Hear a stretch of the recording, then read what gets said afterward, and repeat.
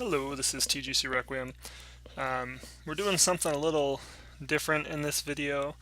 Um, what I'm hoping to do is just kind of go through the process of brewing with Death Shadow. Now when I say brewing with Death Shadow, obviously Death Shadow is a known quantity, it's a popular deck.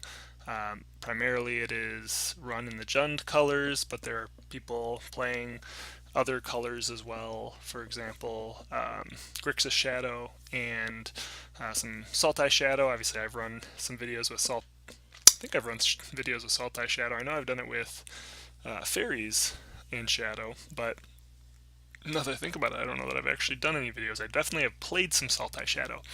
But what I wanted to do is I wanted to take the Sultai, or the Shadow Core, focusing on Sultai, initially, and essentially brew it into a list. And so this is going to be a little different, a little funky, but I thought it might be entertaining for some people. I have ideas of where this is going already. I've kind of done this, was doing this in paper a little bit earlier today, and so I just wanted to basically go through this process, more visually for people who maybe don't do this a whole lot and are maybe kind of curious about how the process goes, or like to nitpick terrible brewing choices that I like to make. So what we're doing here is we're starting with a core of BG. Now, obviously there are plenty of shells. Grixis Shadow is obviously not playing green. They don't have Tarmogoyf. They don't have Traverse the Ulvenwald. And so that's fine. I'm a BG guy. I want to play BG. And so this build is going to be centered around, surprise, surprise, Death Shadow and Tarmogoyf. So when I look at the core, and I say the core referring to the BG core, this is what I think the core of the deck looks like. Now that doesn't mean that we're not, we're going to run all of these cards in both the main and the sideboard when we're done with this list. But what it means is this is the starting point. If you're going to be building a list, you're going to be starting a BG list probably with these cards. I will note the surgical extractions. They're a little less set in stone. A lot of people are running Nihil Spell Bombs. I think we're going to end up in Nihil Spell Bombs, or at least a couple Nihil Spell Bombs and maybe one surgical extraction. We'll see how it works out when we get there. But these are the core. I mean, you're definitely going to have 4 Verdant Catacombs because you're going to end up with like 12 fetches, but these get you the 2 basics you want, Forest and Swamp, and then obviously Overgrown Tomb. So this gives us 7 lands, and we're going to be running 18 lands total, or at least that's the goal. So that gives us 11 land slots. We're almost certainly going to be running the Mishra's Bauble. Some of the other shells don't run Mishra's Bauble, but Mishra's Bauble turns on our Tarmogoyfs, turns on Traverse the Ulvenwald. And so, I shouldn't say turns on our Tarmogoyfs, but turbocharges our Tarmogoyfs and turns on Traverse the Ulvenwald. And so, in that regard, we are definitely a 4 bauble deck. Obviously, the creature suite, 4 Death Shadow, 4 Tarmogoyf, 4 Street Wraith. Pretty much stock. Removal, we're going to be starting with 4 Fatal Push. And Hand Disruption, we're going to start with the suite of 8. Hand Disruption with Inquisitions of Kozilek, Thoughtseize. And then also removal, we'll be adding an Abrupt Decay. And Traverse, we're going to be running 3. Now I put 3 instead of 4 Traverse, because depending on how you build the deck in BG, it isn't necessarily a guarantee that you want 4. Now in the Jund versions, you absolutely want 4, because, and I shouldn't say absolutely, but almost certainly want 4, because Tarfire with the Tribal just really increases the odds of getting Delirium and being able to use Traverse all the time. But if you don't run Tribal or ways to use 3-card combos, and when I say 3-card combos, I'm talking about like a Fetch Land, Mishra's Bauble, and Tarfire, or a Fetch Land, Tarfire, and Inquisition. These 3-card combos that turn on Delirium and cost essentially 1 mana, right? So what would be another example? Verdant Catacombs, Mishra's Bauble, Street Wraith, and any instant or sorcery that costs 1 CMC. So basically, when you have these scenarios where you can turn on Traverse going into turn 2, or very early, you definitely want to have, or almost certainly want to have 4 Traverse. But we're not certain we're going to go that route, especially if we're going to be starting this as a Sultai build. And so basically, Traverse, you'd probably want at least 3. It's possible you could even go down to 2, but the core is probably looking at 3. And then Liliana of the Veil, you want Liliana of the Veil for a couple reasons. One, she just is historically great with Tarmogoyf, and Death Shadow works pretty well with her as well. And then the other thing with Liliana of the Veil is she's also kind of your big removal. So if you're playing a deck focused on Fatal Push, you probably want to have two Liliana rather, because they're your ways of kind of handling like a Reality Smasher or a Thought-Knot Seer that you may not be able to handle a Fatal Push. Sometimes you will, but not always. So that's the core on the main deck. Sideboard, again, you want 3 Graveyard Hate spells typically. Surgical Extraction is really good, paired with Inquisition and Thoughtseize, in terms of being able to strip a key spell and then rip it completely from their deck. The easy thing to think about is something like Ad Nauseam. So if you Thoughtseize your opponent's Ad Nauseam and then surgically extract it, they probably can't win the game. They have an outside chance with Laboratory Maniac, but they're in trouble. 2 Collective Brutalities. A lot of people might say 3 in the 75. I don't think 3 is guaranteed a necessity, but I think the first 2 are absolutely required in the 75 pretty much. And then Liliana the Last Hope. Some matchups, Liliana the Last Hope's better than Liliana the Veil. There are even some matchups you just want to have all 4 of these as your top end. And so, again, a couple of Liliana the Last Hope. They're great for recurring cards, being, a recurring murder stick against low toughness decks, and again, sometimes you just win grindy matchups with her ultimate. Maelstrom Pulse. This is basically just your one-off way to handle troublesome permanents. The easy thing to think about would be like a Leyline of Sanctity. You could use this to destroy that, or again, just another piece of big removal to handle a Reality Smasher, or a way to handle your opponent's Ensnaring Bridges. This is what Maelstrom Pulse is there for. And then Fulminator Mage. In some of the more grindy matchups, it helps keep your opponent off mana, especially when you can recast it with Liliana. A lot of times Fulminator Mage will get pulled back from the graveyard with a Kolaghan's Command and recast to just kind of keep your opponent off balance and buy you time, if necessary, to draw into your threats to win the game. I don't think 3 Fulminator Mage is a sacred cow. I think it is somewhat dependent on how you build the deck. And I'll get more into that a little bit later. But I think in most of the matchups where you, shouldn't say the only ones, but the ones where you really want the Fulminator Mages are against Tron decks. And I would say normal Tron decks. I don't know that Eldrazi Tron Fulminator Mage is all that great against. But it can be decent. And then, what is the other deck? Valakut.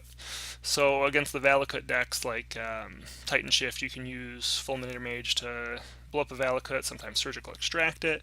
I think it's better with Surgical Extraction because, again, you can take a Tron land and you can exile it so that they cannot get Tron the rest of the game.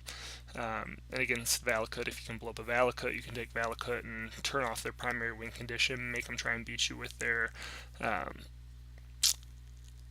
Primeval Titans, things like that. So, that said, I think some of those decks are able to be beaten with speed, and in that scenario, we definitely want to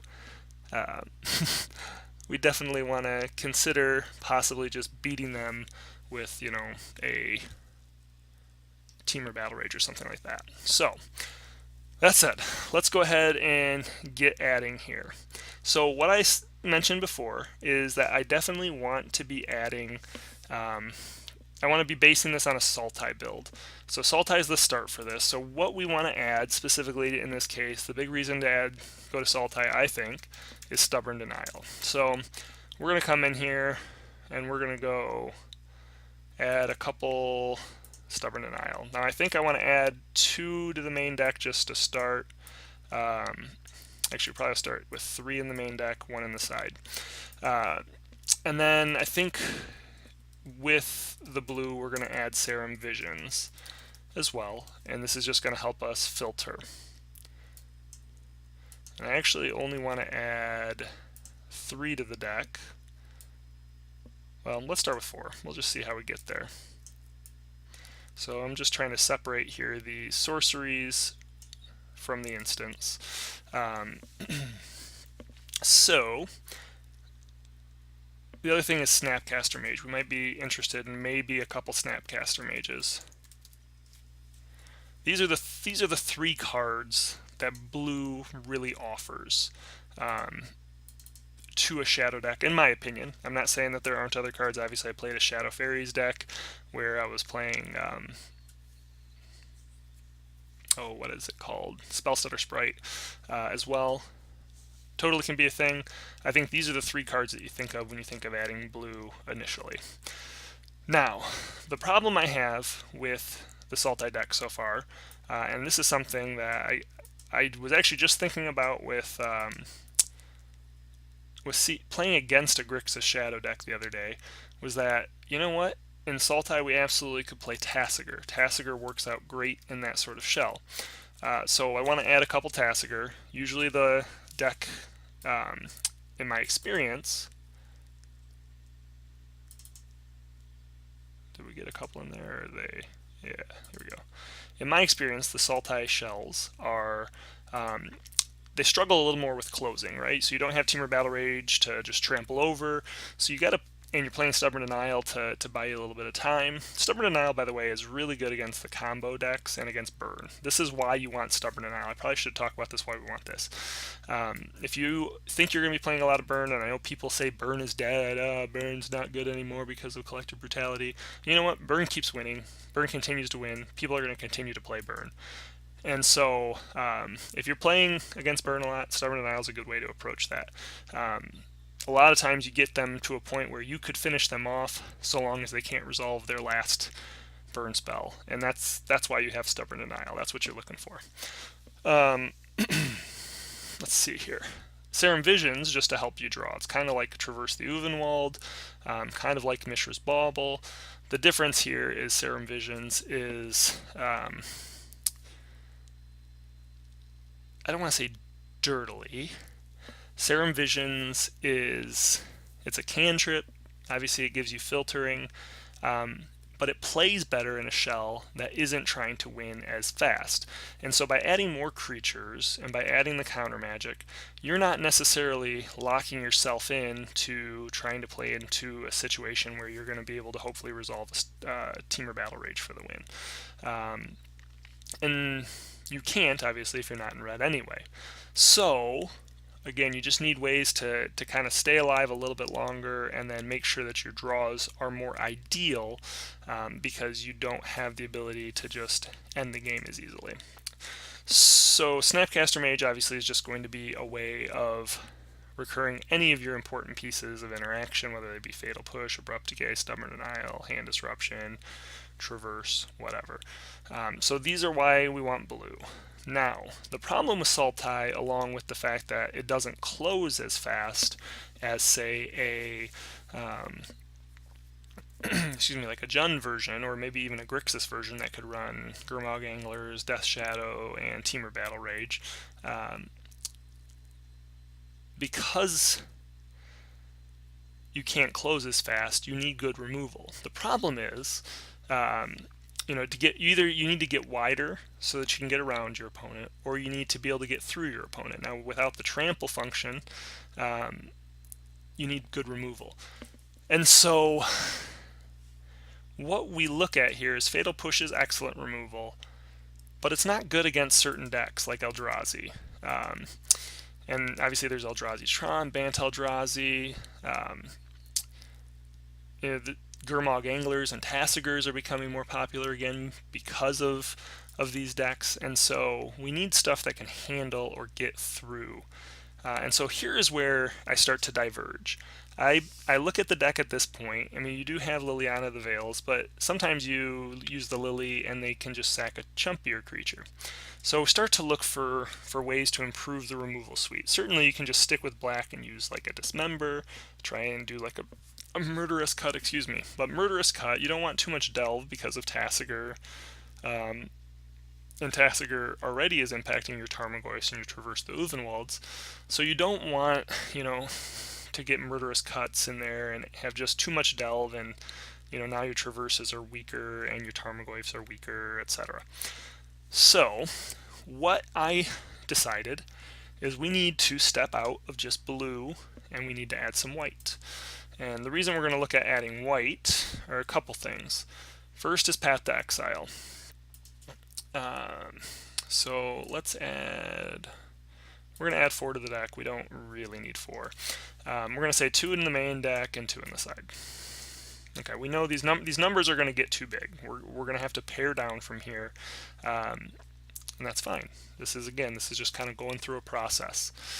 The other card that you see or have seen people talk about in the list is Orzhov Charm.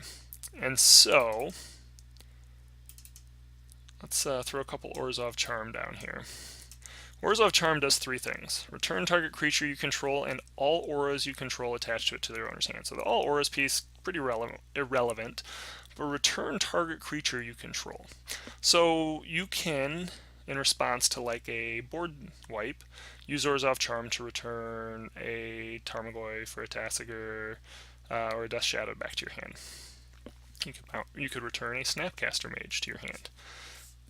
You can also destroy target creature and you lose life equal to its toughness. I saw people talking about using this as removal, and I just kind of was thinking, gosh, that's just so brutal. I know this deck wants to lose life, but it's so brutal to just have to spend that much life. And then the third ability is return target creature card with converted mana cost 1 or less from your graveyard to your battlefield. So the more I was thinking about this is, okay, you know what? This is actually removal that helps your game plan. More so, I guess, in this build, I think, than in the other builds, because what you're trying to do is you're trying to get through your opponent with removal and close the game as fast as you can because of the fact that you have to kind of maximize your hits. And so Orzhov Charm allows you to kill your opponent's Thought-Knot Seer.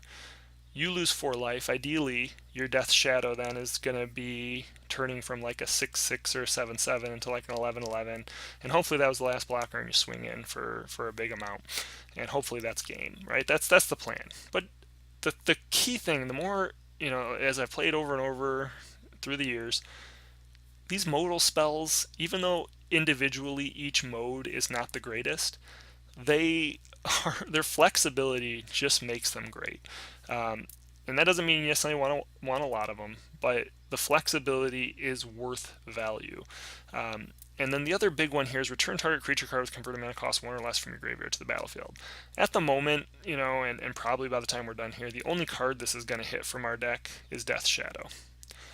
But that means at your opponent's end step, you can return target creature Death Shadow from the graveyard to the battlefield, and maybe it's a 10/10, and then they didn't expect you to have an attacker, and you swing for lethal, or maybe they only thought you were going to swing for 6 with your Tarmogoyf, and now you're swinging for 16. So Orzhov Charm offers flexibility in all these options, and again, that flexibility is something that I think this deck can make use of. So what we're looking at is 4 colors, which Gen decks are already splashing 4 colors for cards. Totally a thing that could be done. Not saying it needs to be. Not saying this is the best version. We're just brewing with Death Shadow. So I think that's the big thing there. You could also, if you wanted to go with red, add Terminate. But what I really like is the ability to keep this curve as little or as low of a curve as possible, and then at the same token, give yourself more flexibility in varying matchups. The other thing, if you're going to start splashing into white, is sideboard cards. Sultai has a big problem with go wide decks. It's more difficult. We're running more removal, so we might be okay with that. But since we're in white, we can really look at then the biggest or the most popular go wide deck right now would be Affinity. So what we're going to do is throw in a couple Stony Silences in the sideboard. And beyond that, I think that's about all we really care about white. You certainly can go Lingering Souls, which is a great white card that pairs really well with the deck, especially if you're playing with Liliana of the Veil. But I think the fact that we're already looking at potentially running more creatures, we're also looking at, with the Tassigers, I don't know that Lingering Souls is necessary. So we're not throwing it in there for now. Wouldn't blame you in the slightest for doing it. So now what you got to start to think about is how do you hit the mana for this? Typically you're looking at 12 shocks and 12 fetches and 4 shocks. Well, I think what you would start with is essentially trying to find something along the lines of, all right, let's throw Polluted Deltas in there, and let's see here. Well, we actually should jump. I'm jumping the gun a little bit here. We actually want to start with our shocks, because what we need to do is make sure that we can cast all of our spells. Then what we're going to be looking at is making sure we can cast them in order. So at this point, being that we're primarily base bug, I would just say we're good to say we want a Watery Grave.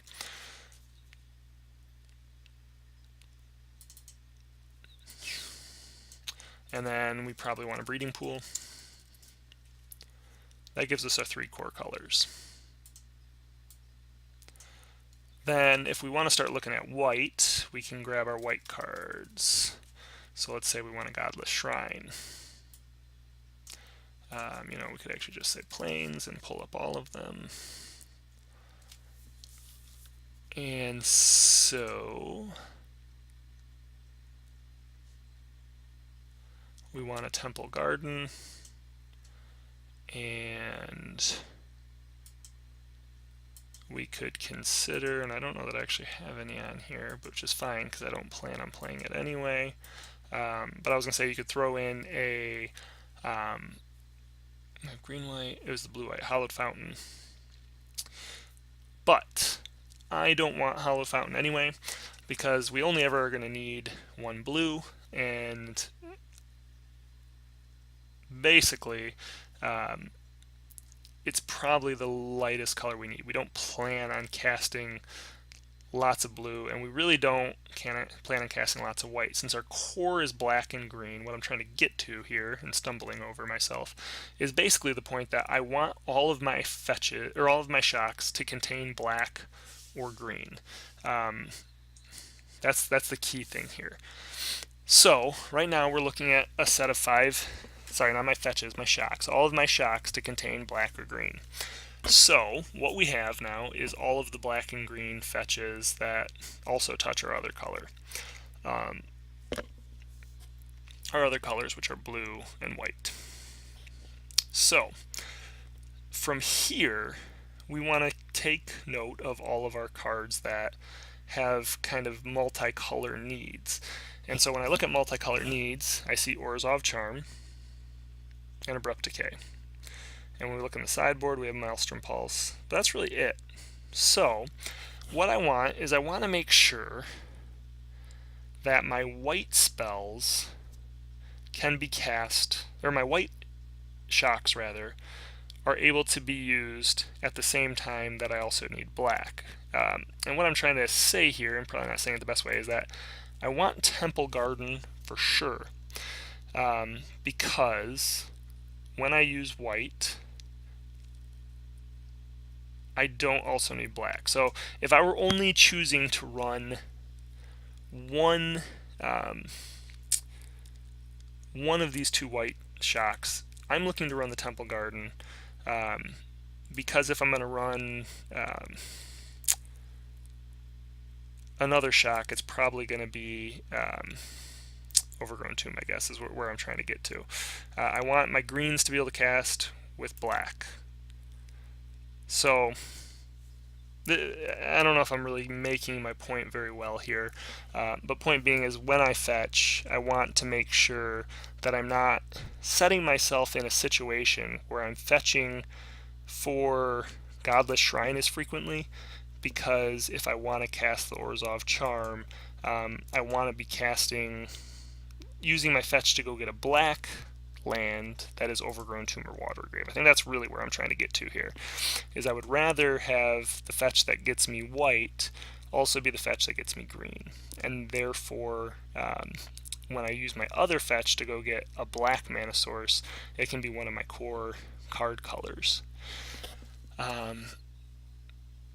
So that's that. And then from there, you're wanting to maximize your hits on those mana sources. So you could actually run and grab all your fetches that are on colors. So Misty Rainforest,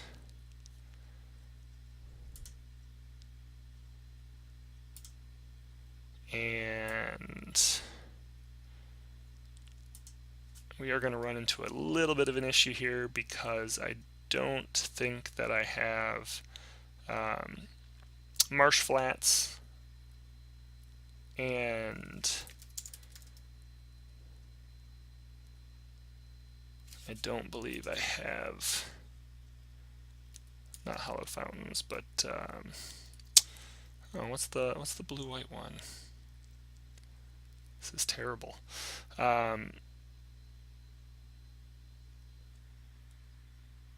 What is the blue-white one? Oh my gosh, I'm losing my mind.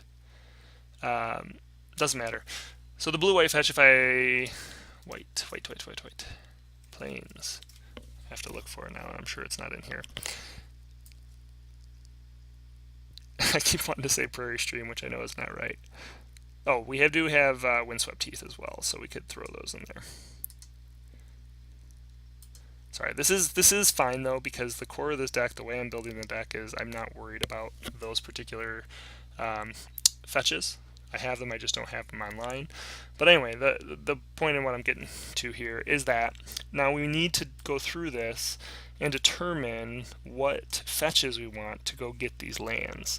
And I know I don't want the white-blue fetch, because I want all of my fetches to be able to fetch one of my two basics. So that's the focus and why I don't need the white-blue ones. I do feel like the white-black, the Marsh Flats, would be good, but I don't have them. I don't think it's necessary, because we're going to actually take this a step further into Crazy Town, Magical Christmas Land, here in a minute. But what I would say is, if I look at all of these fetches, Verdant Catacombs can get every single one, right? So if Verdant Catacombs can get every single one, this is my focal land. And it's important to note that, because when I play the matches, I'm going to want to save Verdant Catacombs for last. I'm going to fetch with this last, because it's always going to give me the highest odds of finding a card that's still in my deck. The other card I should say that blue would be considering is Thought Scour, and I don't run Thought Scour, even though it pairs well with Tasigur and theoretically with Tarmogoyf and Traverse, and it pairs well with Snapcaster. Because we're getting a little more greedy in our mana with the 4 colors, we don't want to be milling away our lands, and so this is a concern and part of the reason why I'm not running Thought Scour here. Now if we look at Polluted Delta can get us 1, 2, 3, 4 of our lands. It cannot access Temple Garden. If we look at Misty Rainforest can get us Tomb, Grave, Breeding Pool, and Temple Garden, but cannot get us Godless Shrine. And then with Windswept Heath, again, we can get Temple Garden, Godless Shrine, Breeding Pool, and Overgrown Tomb, but we cannot get Watery Grave. So what we're going to do is take the remainder of these and we're going to break them down in an order that gives us the ability to get the particular lands we want in the order that we want. But before we go too much further with that, I'm going to look at, actually, no, let's just do this. So we're actually going to go down to, I want at least 7 black mana sources for the swamp, and I want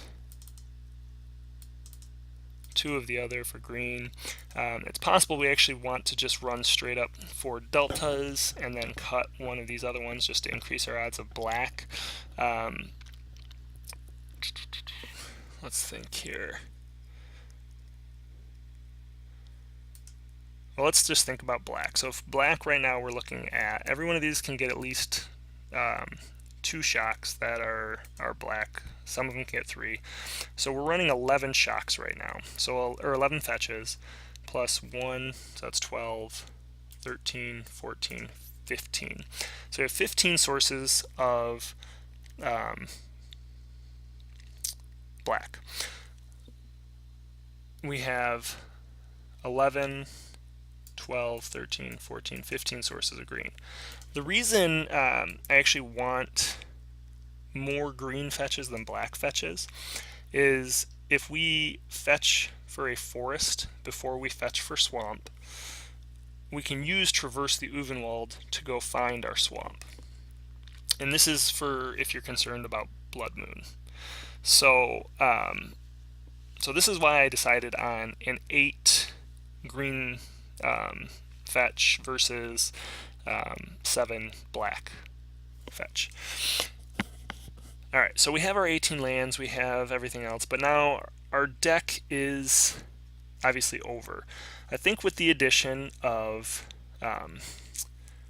counter magic, we're safe to cut 1 to 2 Inquisition. Don't need them all. And so I definitely want to at least take 1 out for now. So we're going to go ahead and drop an Inquisition. I also think that we don't need so much removal. So we have 4 Fatal Push, an Abrupt Decay, 2 Paths, and Orzhov Charms. The thing with Orzhov Charm, while it's got the potential to be awesome, I think it's better in a shell that's going to be running Thought Scour because you have a higher likelihood of returning target creature of Death Shadow. These other 2 abilities are fine, but they're not all that great on their own. And so I think what we're going to do is we're going to minimize to the Orzhov Charm just to 1. So we get extra removal. It's another way to lose life. But it allows us to not overcommit to a card that is going to be, again, not necessarily the strongest in every situation, but at least we, again, have that ability to do something almost in every situation with it. Excuse me. So, same token, I don't know that we actually need 7 pieces, more than 7 pieces of removal in our opening hand. So I like the 7 here. I like that Abrupt Decay gives us access to handling permanents, and I like that Path gives us a little extra access along with Orzhov Charm to killing or removing big creatures, and Liliana is the rest of the way for that. So I think the other path we're going to move to the side for now. This brings us to 64 cards. So from here we have to cut 4 more cards.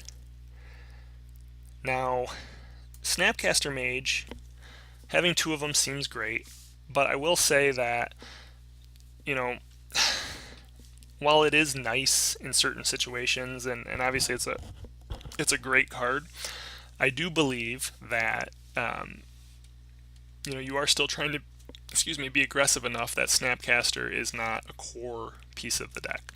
And so I do think we actually are comfortable cutting 1 Snapcaster. We're just going to move it to the side for now. And this puts us down to 15 total creatures with the Death Shadows, the Tarmogoyfs, the Snapcaster, the 2 Tassigers, and the 4 Street Wraiths. And I think that's where we're going to settle for creatures. And when we look at working our way through our deck, we have 4 Mishra's Bauble, we have the 4 Street Wraith, we have 3 Traverse, and we have 4 Serum Visions. Now, One thing I want to look at as we go here is our mana. We've already talked about how we have 15 sources of black and green, but how many sources of blue do we have?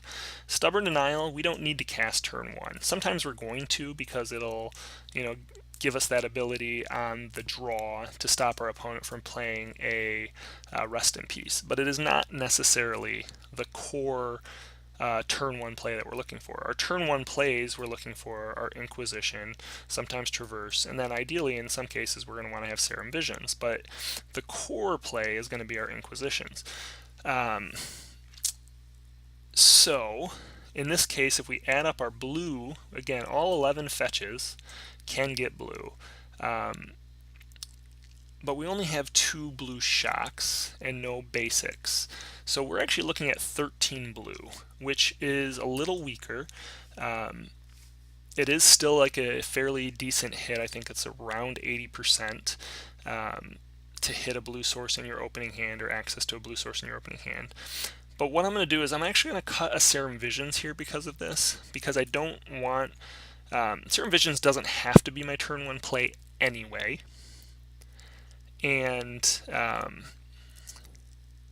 with the baubles and the street wraiths, we're pretty decent to set it up in a later turn, and it helps us in the mid game. I know it's a little slower, as we've kind of talked about, than if you think about red decks with maybe adding the reach to their deck or whatever. But it does still allow us, when you look at the actual functional games, give us the ability to move through our deck and kind of set ourselves up with our draws a little bit better. Alright, so again, we've got 2 more cards to cut in the main here. Now, I do feel like, because we're going a little more heavy on removal, and because we're going to want to have the Lilianas, I guess when I think about combo decks, beating combo decks, in the first game, I want to maximize hand disruption. And so I would rather not cut an Inquisition. And so when we pair Liliana with Inquisition, I think we can actually cut a Stubborn Denial from the main.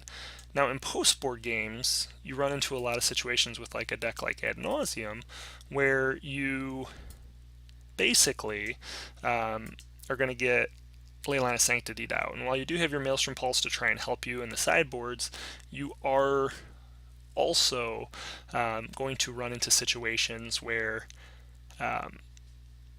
you just get stuck with a pile of hand disruption. So I think what I would prefer is to be bringing in counter magic in post-board games rather than starting with it, being heavy with it in the main deck. Alright, so that puts us down to 61. We got one more cut to make room here. Let's see here. I think you could go a variety of ways at this point, depending on what you're wanting to do. I think cutting the Liliana of the Veil seems decent, considering you have the Orzhov Charm and Path to Exile as extra big creature removal. Though I think with the slower nature of the deck, we would actually rather keep her in. Not to say that the deck is slow, but you are really needing to make sure you can get damage through. I also think, to some extent, Stubborn Denial plays kind of counterintuitively with Liliana of the Veil. Hand Disruption, Counter Magic in general doesn't play the greatest with Lily, but I don't think it's, the end of the world or anything. I think based on the fact that we're probably just not going to be heavily involved in hitting blue early, we're probably just going to cut out another Serum Visions at this point, and then this is going to be our core 60 cards.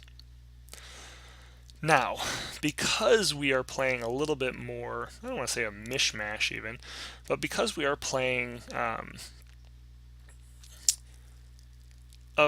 a bigger variety of cards, Serum Visions does obviously help us with filtering through during the course of the game to find what we need. I would also say Traverse, cutting the third Traverse. I'm just trying to think this through. Yeah, cutting the third Traverse is also totally reasonable. You may want to tweak your mana base a little bit if you were to do that and keep the Serum Visions. but you are running a heavier creature suite, and so the traverses I could see not feeling like you need to have as many. But I do like this as the core 60 on the main deck. But my point being here is that Surgical Extraction, while it is excellent with Stubborn Denial and with Thoughtseize, it does require you to have it in hand at the right time, paired with the counter magic or Inquisition, and you only really want that against combo decks. I do think that's excellent here, but I think what you also need against combo decks is to not dirtle, especially the graveyard decks when you think of like I don't know, Dredge or Reanimator. So you want to be able to close the game fast too, and if you sit there holding cards in hand to try and get your Surgical Extraction, there's games where you're just not drawing into anything. And so I've seen a lot of people moving to Nihil Spellbomb, and I actually want to try that here in this build, because it's one, turning on your Delirium, but it's also actually adding it's actually giving you the ability to draw an extra card, with the extra mana. So similar to Serum Visions, where if you draw it in kind of the mid game, you're hopefully going to have mana to be able to cast it, and then ideally cast whatever you get the next turn. And we're kind of looking at the same thing with the Heal Spellbomb as good cards for that purpose. I also find that you run into situations with decks like Storm where you want to surgically extract a specific card, and so maybe you surgically extract like a Gifts Ungiven or something to that effect, and then they just combo out to hit Empty the Warrens instead. And so what we're going to do is we're actually going to cut 2 of the Surgical Extraction here and keep 1 as our kind of 3 pieces of Graveyard Hate. So we still like this because it helps again. It's a hit against Tron and Valakut, especially when you're pairing it with Fulminator Mage. All right, so where else are we here? Now, sideboard, I think we actually want to have maybe 1 more Path to Exile in the side. Maybe let's say 2 for now. We're going to say 2 Path to Exile in the side. So in those matchups where maybe an Abrupt Decay is kind of useless, or maybe counter magic is useless, you can bring Path to Exile in to help fight those Eldrazi decks. I don't think the second Snapcaster Mage is needed in any manner, shape, or form. Typically, in a lot of ways, this deck kind of reminds me of a Delver deck. A lot of people say this deck's kind of like a legacy deck, the Shadow decks. It also just reminds me of the old Bug Delver deck I used to play in Modern a year and a half ago, until Eldrazi came out and kind of killed the ability for that deck to function. And in those decks, because you're running so light on mana, you don't typically have the ability to cast Snapcaster regularly because you get stuck on 2 or 3 mana. And so we don't want to have too many of them clogging up our hand. This deck does draw enough lands well that you may not have that be an issue, but again, it's something that can happen. All right, so where are we at here? We got 2 Path to Exile. The Stubborn Denials are good against the combo deck, so it gives you the ability to swap out for Hand Disruption, or against Burn you can swap it out for Street Wraiths or Thought Seizes. I definitely like trying to keep those all in there. And then Stony Silence to help shut down Affinity and really any artifact style decks. So again, we aren't actually running in here any sweepers, and these decks do tend to have some trouble with some of the go wide strategies. I do think we want to consider adding a Tendril. Is this the right card? I'm going to say Tendrils of Agony, which is the wrong one. Flaying Tendrils. So we're going to add 1 Flaying Tendrils to the sideboard. So this is a card that is devoid. All creatures get -2/-2 until end of turn. If a creature would die this turn, exile it instead. So a couple things here. Good against Affinity, as is Stony Silence, as is our removal. This is also better against the decks that run things like Well, I mean, if you think about Empty the Warrens, you could bring this in post board against a Storm deck. If you're running against a Go Wide Goblins deck, sometimes you run into those kind of things. That's the sort of thing that you can bring in there to sweep the board, and it doesn't kill anything in your deck except for Snapcaster. I mean, technically it could kill a Death Shadow or Tarmogoyf in a really rare scenario, but most of the time that's just not going to happen. Alright, so we've got this down to about 18 cards that I think we're pretty comfortable with in the sideboard, but we only can have 15 cards in the sideboard. So what we have to do is figure out what we want to do.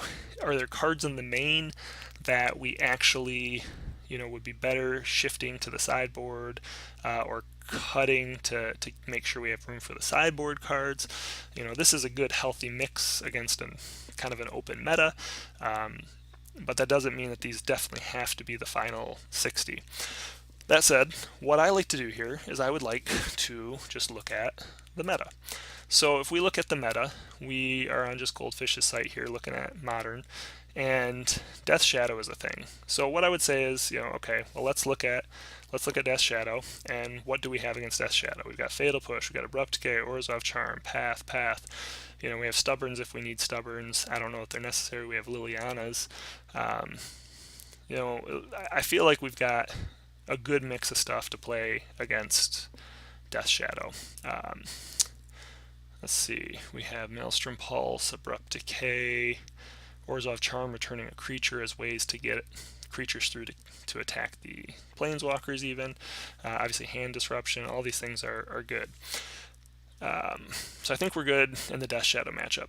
Affinity, again we've talked about Affinity, Stony Silence, bringing in things like Path, extra removal, Abrupt Decay, Fatal Push. We have plenty against that. I actually feel like we may have more straight removal than necessary with the pushes and Abrupt Decays, Orzhov Charms, Lilianas, etc. So we may be able to actually cut a path down to 2 total paths. But we'll see where we go here. Bant Eldrazi, Eldrazi Tron. So we're talking about 2 different big Eldrazi decks.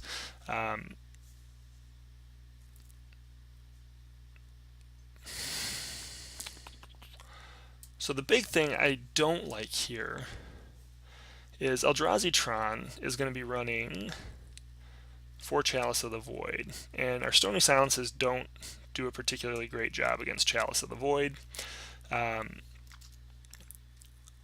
Stony Silences don't, rather. So that's a thing to consider. Again, Fulminator Mages aren't necessarily great there. They also could be decent against Affinity. I don't know that it's really what we want to be bringing in, though. We'd have to consider what we're actually pulling out. We're probably pulling out Stubborns. We're probably pulling out Thoughtseizes. So you're looking at, okay, we've got at least 6 slots that we can bring in. What do you want to bring in against them? Probably Liliana. You could consider Collective Brutality. I don't know that it's necessary. You could consider Path.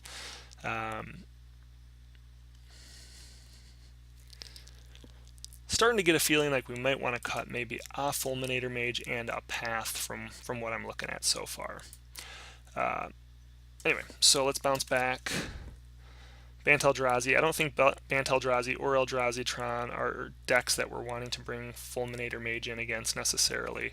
It's possible against Eldrazi Tron if you have enough other things to cut, but Bant Eldrazi, I don't feel like that's really the route to attack them. They have enough other ramp to, if you're trying to fight them on that axis, you just may not be fast enough. Burn, we definitely are looking at, Stubborn Denials, Collective Brutalities, possibly Flaying Tendrils, so we've got maybe 5 in, and we definitely have cards to cut with Thoughtseize and Street Wraith, mostly Street Wraith. So I like where we are there. Ad nauseum, again, we're looking at maybe cutting mostly cutting removal. We want Stubborn Denials. We want Collective Brutalities. They could have Leyline, but at the same token, the removal is mostly dead.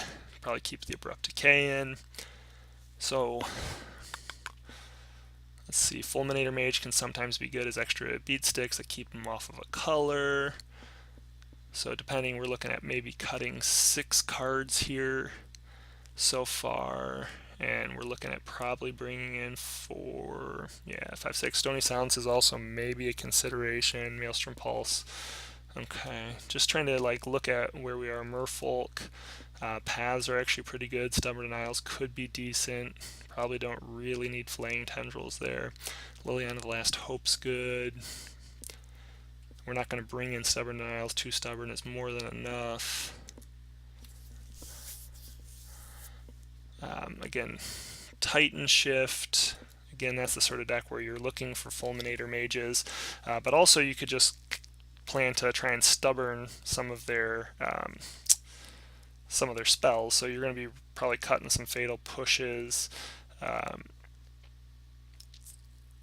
You may want Paths.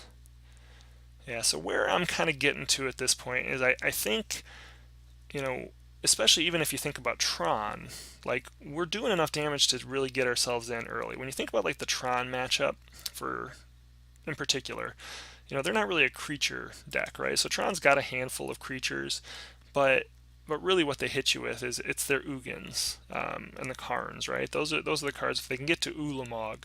But these Planeswalkers, and again, this is a red-green version. There's plenty of black-green and Path and things like that. When they're ready to cast those, which are the real hammer against you, Stubborn Denial is going to help hold off that. And so you may not need the Fulminator if you've already gotten to one of your creatures to kind of beat down.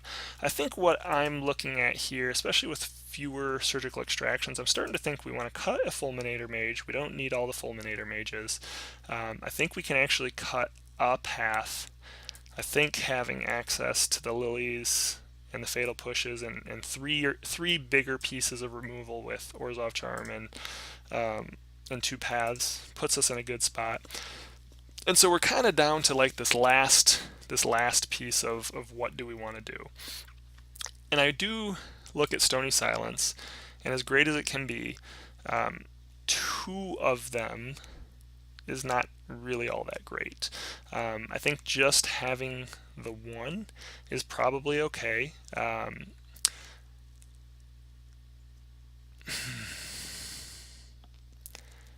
Just trying to balance the thoughts in my mind here. I think if we're going to keep Flaying Tendrils, we're kind of down to this play of Stony Silence or Flaying Tendrils. I think we're good enough against a Lantern deck. That Stony Silence, again, is another situation we don't need more than one of them. Stony Silence doesn't do anything against Chalice, so, if we're using Stony as our kind of pseudo artifact hate, the matchups, the things that get us are going to be Chalice and the creatures getting wide enough to kill us despite a Stony Silence. And so I think what we're going to do is we're going to cut down to 1 Stony, and then this is going to be our 15 in the sideboard. And so this is going to be the deck that we have. It's going to be Death Shadow, Bug White, or Sultai White. I think it's actually called, the 4-color combo is called Witch, or Witch-Maw, or something like that. But this is the full deck. And so we're going to actually take this and we'll just call it Shadow Sultai White. Or we actually call it Bug White. Okay, so there's that. Now, if you want to get a little creepier, a little funkier, we're going to actually do a little bit more. And we're going to take this and say, well, Stony Silence was looking like a good addition, but I'd rather just have access to Ancient Grudge. And so could I splash red? And so what I start to get to here is there a reason we can't run 5-color Shadow? So what I'm going to do is I'm going to create another copy here, and we're going to call this 5-color, Shadow 5-color, or Bug White Red. And what I'm looking at here is, if I wanted access to red, what do I want access to red for? And what I want access to red for is Ancient Grudge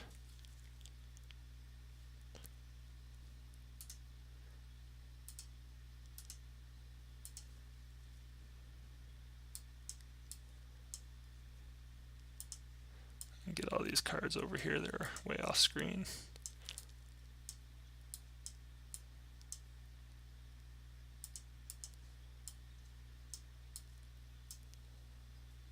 Is that enough? Are we still off screen? There we go. Okay. So if I want access to red, I want access to Ancient Grudge, and I want access to Temur Battle Rage, right? These are the best red cards. Obviously, Kozilek's Return is pretty decent, but we don't need Kozilek's, not Kozilek's Return, I'm sorry.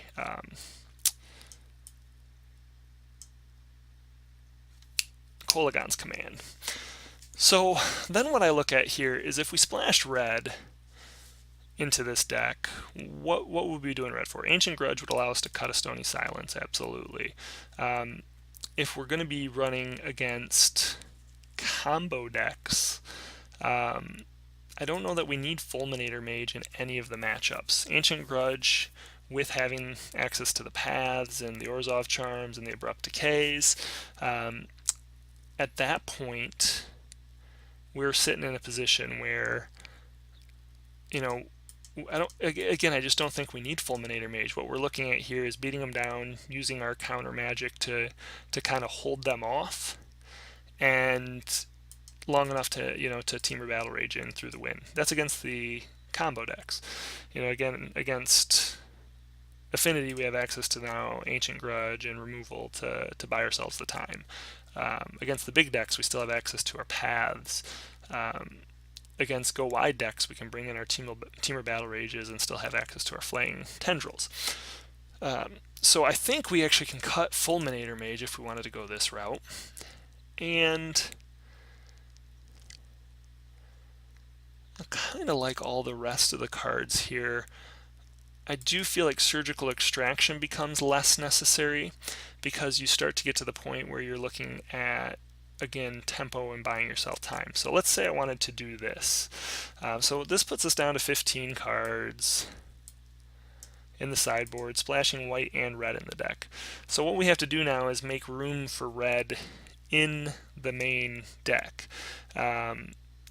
Or what we could do is potentially play a red shock out in the side and then bring it in the matchups that we care about it.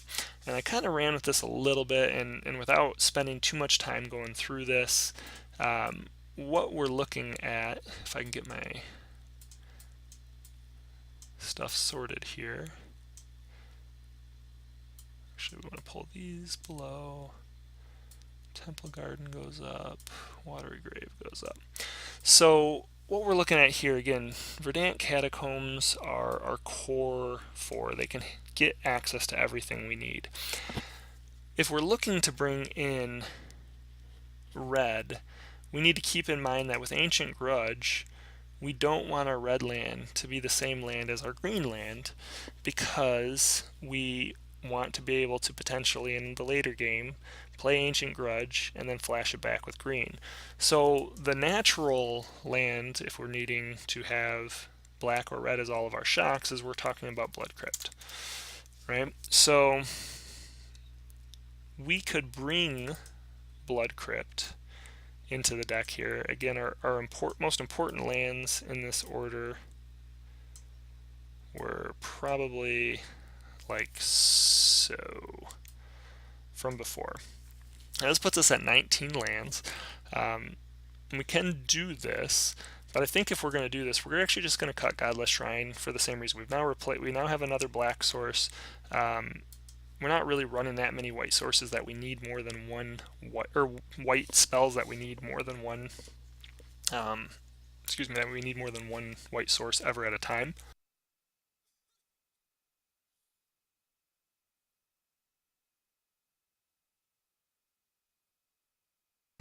So if we're going to cut a land, we're going to cut the Godless Shrine.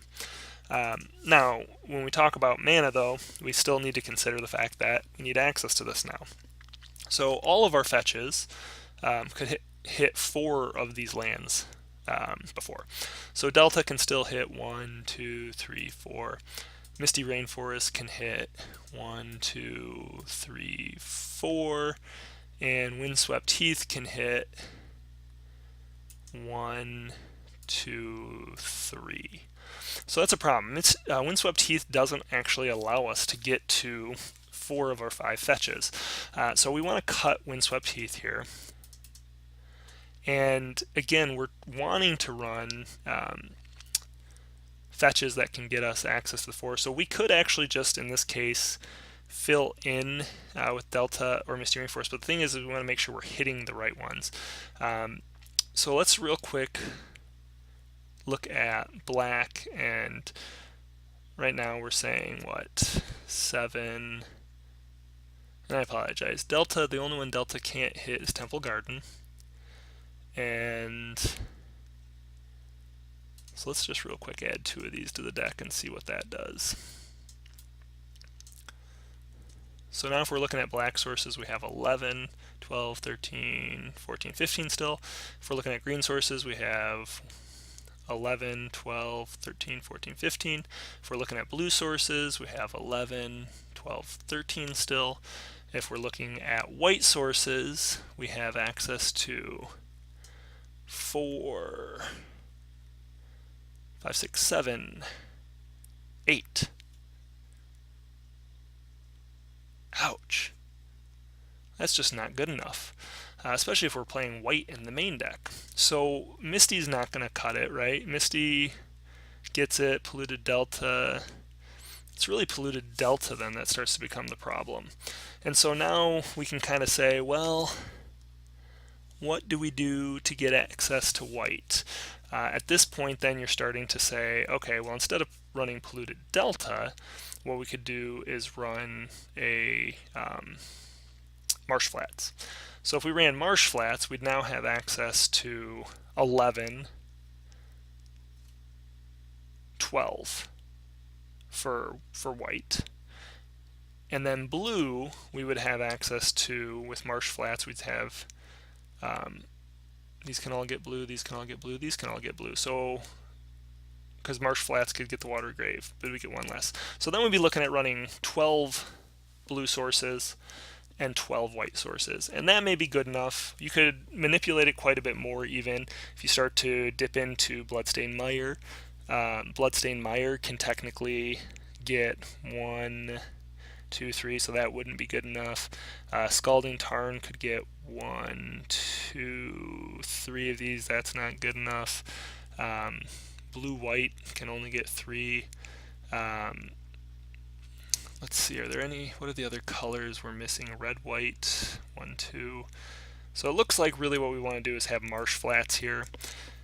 And basically we're running 5 color at that point, and whether or not that is worth it is to be seen.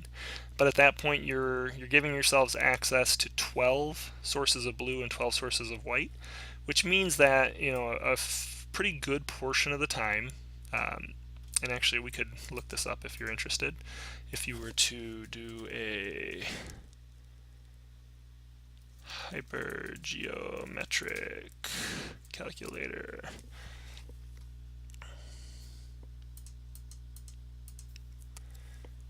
I think I've used GeneProf before. So you're saying in this case you have 60 cards, you have 12 hits to get your 12 lands that give you access to the color you need, the white or the blue source. If you're looking at your opening hand of 7 cards, and we're just looking for 1 item, if you calculate the probability of that, you're still looking at drawing 80%. 80% of the time, 4 out of 5 times, you're going to have access to that card in your opening hand. But really, for most of what you're looking for what we're talking about, you know, you're saying turn 2 or turn 3 is when you're going to really want to start using these cards more consistently.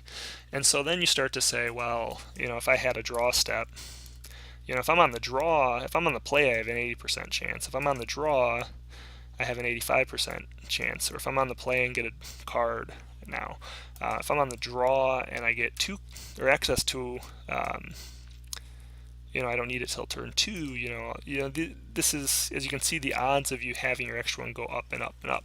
And that is not even taking into consideration the fact that we're using Mishra's Bauble, Street Wraith, possibly in those scenarios the Serum Visions or Traverse to tighten the odds up in our favor. So it's possible this is fair. Again, I would say in this scenario we probably want to actually replace these with Marsh Flats. I don't have Marsh Flats right now, but I could go get them and try it out. But I think this is probably a decent start for a 5-color version if you wanted to go 5-color. So anyway, this is just kind of the process I went through. I've kind of went through this on my own before I did the video, and I just kind of wanted to walk through, thought it might be a fun thing to do. I'm sorry this video is probably going to be very long, and if you stuck through it, you probably enjoyed it, so I'm glad. But I probably won't do another one of these for a little while. Either way, I hope you enjoyed it. I enjoyed kind of talking through my thought process. I know not all the time was perfectly well thought out. Some of it's a little rambly, but it's fun to brew. It's part of what makes Magic fun. If I just wanted to play one deck all the time, or if I wanted to play a stock list from Goldfish all the time, I could totally do that. But I probably get bored of the game, and this is one of the pieces of the game that are, is really enjoyable. So I apologize if it's not one of the things you liked, but it is definitely something I enjoy, and hopefully you enjoyed it as well. That's it. You guys have a good one.